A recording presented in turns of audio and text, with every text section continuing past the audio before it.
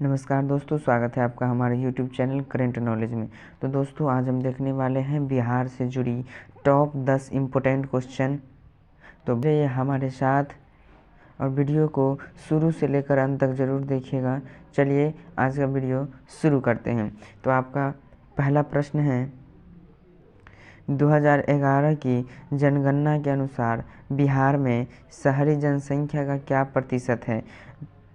पहला क्वेश्चन क्या है, 2011 के जनगणना के अनुसार बिहार में शहरी जनसंख्या का क्या प्रतिशत है। तो इसका आंसर क्या हो जाएगा, ऑप्शन नंबर बी, 10.47%।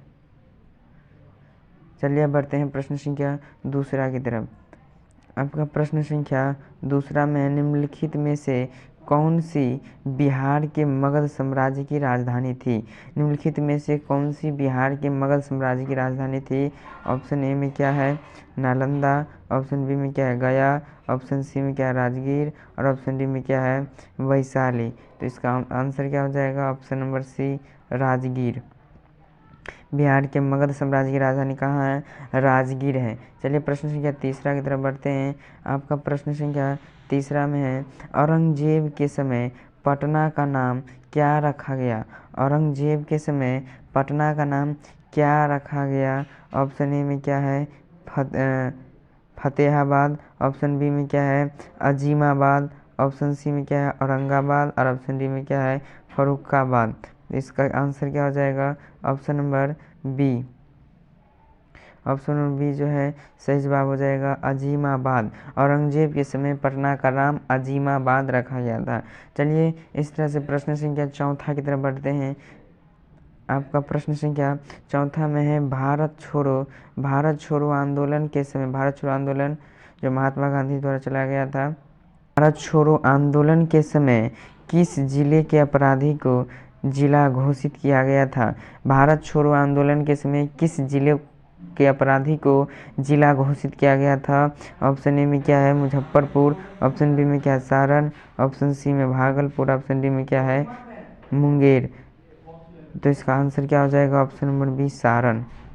भारत छोड़ो आंदोलन के समय किस जिले के अपराधी को घोषित किया गया था, सारण जिले, जो कि बिहार में ही पड़ता है। चलिए प्रश्न संख्या पाँचवा की तरफ बढ़ते हैं।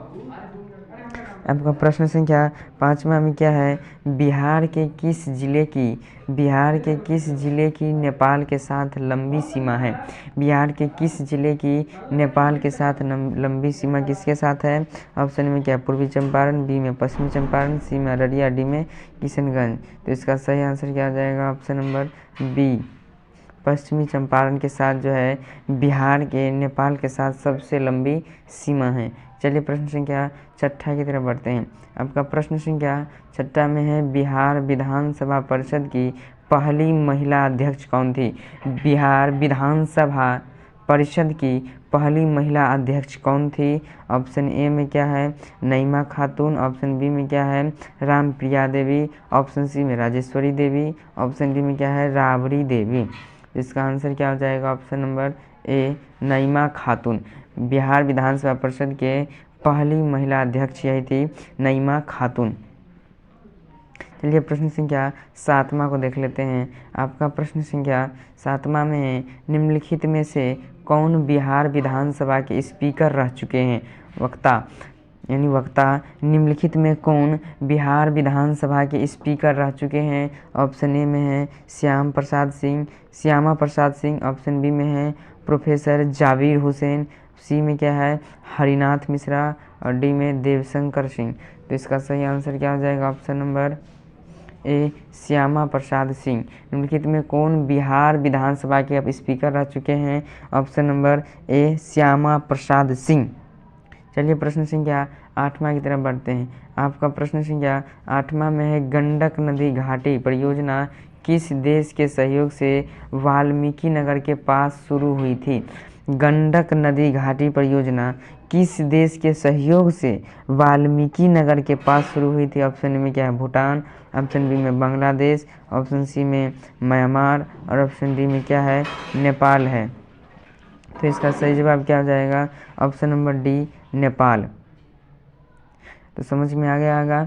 चलिए बढ़ते हैं प्रश्न संख्या नौवां की तरफ। आपका प्रश्न संख्या 9वां में क्या है, बिहार में धान के बाद सर्वाधिक महत्वपूर्ण फसल कौन सी है।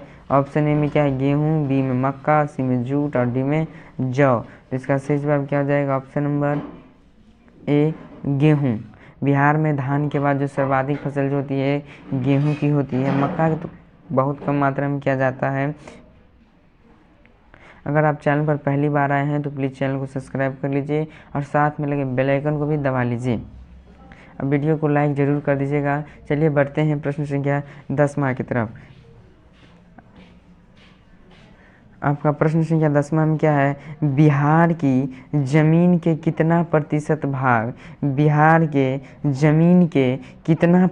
भाग की सिंचाई नहर द्वारा होती है।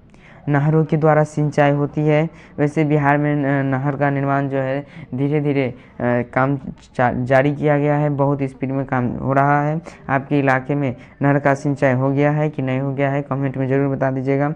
चलिए इसको देख लेते हैं। पहले बिहार की ज़मीन के कितना प्रतिशत भाग सिंचाई नहर द्वारा होती है। ऑप्शन ए में क्या है, 21%, बी में 27%, सी में 31% और डी में 37%। तो इसका सही जवाब क्या हो जाएगा, ऑप्शन नंबर डी 37%। अभी तक हमने कितना प्रश्न बना, चलिए सबको एक बार रिवीजन कर लेते हैं। ये 10वां नंबर समझ गए। 9वां को देख लेते हैं कि बिहार में धान के क्या था। 9वां में कि बिहार में धान के बाद सर्वाधिक महत्वपूर्ण फसल कौन सी है। ऑप्शन नंबर ए क्या था, गेहूँ। चलिए प्रश्न संख्या 8वां की तरफ देख लेते हैं। आपका प्रश्न संख्या 8वां में क्या था कि गंडक नदी घाटी परियोजना किस देश के सहयोग से वाल्मीकि नगर के पास शुरू हुई थी। तो ऑप्शन नंबर डी था, नेपाल। चलिए प्रश्न संख्या 7वां में क्या था। आपका प्रश्न संख्या 7वां में था, रिवीजन एक बार करना बहुत ज़रूरी है क्योंकि देखने से कुछ नहीं होता, उसे सीखिए, अपने दिमाग में बैठाइए उस सवाल को कि हमको याद हुआ या नहीं हुआ, तो कॉपी में लेकर उसे याद कर लीजिए। 7वां में क्या था कि निम्नलिखित में कौन बिहार विधानसभा के स्पीकर रह चुके हैं। इसका आंसर था option number A, Shyama Prasad Singh. चलिए प्रश्न संख्या 6 में क्या था। आपका प्रश्न संख्या 6 में था, बिहार विधानसभा परिषद की महिला अध्यक्ष कौन थी। ऑप्शन ए में क्या था, नईमा खातून। इसका सही जवाब था। चलिए प्रश्न संख्या 5वां देख लेते हैं। फटाफट रिवीजन कीजिए और कमेंट सेक्शन में बताइए समझ में आया कि नहीं आया। 5वां में क्या था, बिहार के किस जिले की नेपाल के साथ लंबी सीमा, नेपाल की राजधानी आपको पूछा जाए तो मैं आपको बता दूं नॉलेज के लिए कि कहाँ है, काठमांडू में है। नेपाल की राजधानी कहाँ है, काठमांडू है, इसे भी आप याद रखें। मगर इसका क्वेश्चन में क्या था कि बिहार के किस जिले की नेपाल के साथ लंबी सीमा है। तो ऑप्शन नंबर बी था, पश्चिमी चंपारण। चलिए प्रश्न संख्या 4 की तरफ बढ़ते हैं। आपका प्रश्न संख्या 4 में था कि भारत छोड़ो आंदोलन के समय किस जिले के अपराधी को जिला घोषित किया गया था। तो ऑप्शन नंबर बी, सारण जिले के। ठीक, चलिए प्रश्न संख्या 3 की तरफ बढ़ते हैं। आपका प्रश्न संख्या 3 में था, औरंगजेब के समय पटना का नाम क्या रखा गया था। तो ऑप्शन नंबर बी, अजीमाबाद रखा गया था। और प्रश्न संख्या 2 को देखने से पहले अगर आप चैनल पर पहली बार आए हैं तो प्लीज़ चैनल को सब्सक्राइब कर लीजिए और साथ में लगे बेल आइकन को भी ज़रूर दबा लीजिए क्योंकि इस तरह से करंट अफेयर्स से संबंधित हम वीडियो डालते रहते हैं। चलिए प्रश्न संख्या 2 की तरफ बढ़ते हैं। आपका प्रश्न संख्या 2 में है कि निम्नलिखित में से कौन बिहार के मगध साम्राज्य की राजधानी कौन थी। तो ऑप्शन नंबर सी क्या था, राजगीर था। चलिए प्रश्न संख्या पहला को देख लेते हैं। आपका पहला में क्या था, 2011 के जनगणना के अनुसार बिहार में शहरी जनसंख्या क्या प्रतिशत रहा था। ऑप्शन नंबर ए था 10.47%। हम आशा करते हैं आपको वीडियो पसंद आया होगा। आपको यदि वीडियो पसंद आया तो प्लीज़ वीडियो को लाइक कीजिए और चैनल पर पहली बार आए हैं तो चैनल को सब्सक्राइब कर लीजिए। मिलते हैं नेक्स्ट वीडियो में, तब तक के लिए गुड बाय, टाटा।